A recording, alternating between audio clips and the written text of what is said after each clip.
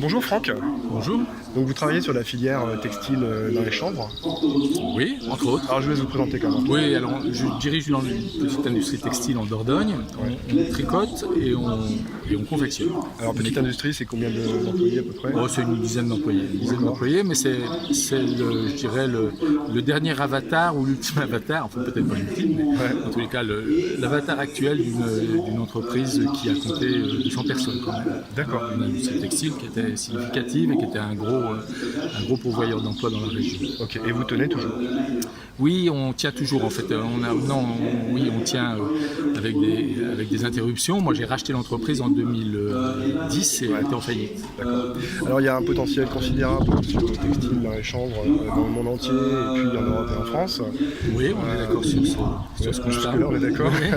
Quel serait aujourd'hui le maillon faible de la filière en France pour envisager du Made in France? Made in France, un Made in France total, c'est-à-dire où on a la possibilité de fabriquer en France des articles à partir d'une matière entièrement française. Là, il y a deux possibilités, le lin et le chanvre, bien qu'il y a eu du coton en France. Napoléon avait essayé de développer l'industrie, il a essayé d'encourager les agriculteurs à planter du coton. Et il y a eu plein de coton en France, et tout ça a cessé avec la chute de Napoléon. Et maintenant, donc on a deux possibilités, on a deux matières possibles, le lin et le chanvre. D'accord. Et qu'est-ce qui freine le développement de la filière pour vous aujourd'hui?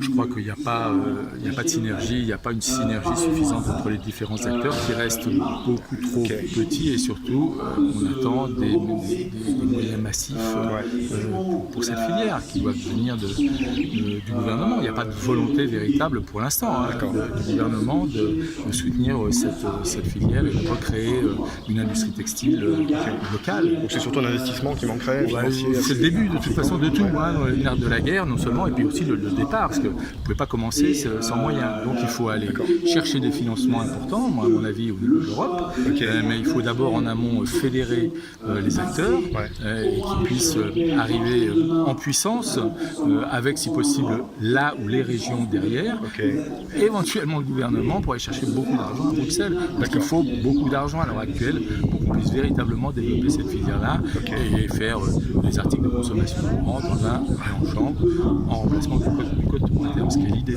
Mais du coup aujourd'hui en France on sait produire la matière première, ça dépend. On sait faire pousser le chanvre. On ne sait pas forcément le transformer. On ne sait pas le transformer, c'est ça. En tous les cas, on ne sait pas le transformer pour fabriquer ce que je fabrique moi, c'est-à-dire des sous-vêtements, des slips, des t-shirts, des suites, donc des produits de consommation très courantes pour le mass market. Ça, on ne sait pas faire. On arrive à faire du fil pour du tissage, du fil assez gros, mais du fil fin pour des sous-vêtements, du fil de très bonne qualité, parce que le tricotage est extrêmement exigeant au niveau de la qualité. Ça, on ne sait pas faire. Et ça fait 10 ans qu'on ne sait pas faire. Moi, je suis depuis 10 ans dans le métier et j'ai vu échouer différents projets avec des fonds européens, pourtant, avec comme résultat un fil qu'on est venu me faire tester au tricotage. J'ai pas pu en tricoter 2 cm. D'accord.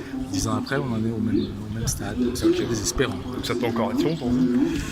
S'il n'y a pas de moyens suffisants qui sont mis en œuvre rapidement et si les acteurs ne se fédèrent pas, et surtout les gros intervenants de la filière, les quelques filateurs qui restent en France, s'ils ne se fédèrent pas, s'ils ne se groupent pas pour essayer de trouver les moyens, d'aller chercher les moyens à Bruxelles. Il y a aussi le jeu collectif qui joue. Ah oui, parce que là on est en pleine dissémination. Il y a une petite en plus, alors quelque chose que je ne mesure pas encore bien, qui est une rivalité entre les deux plantes. Le lin ça marche bien ici en France, donc il faut savoir que la quasi-totalité du lin est exportée en fait, c'est un peu dommage, mais c'est quelque chose qui fonctionne. Alors les acteurs du lin voient arriver quand même une fibre concurrente.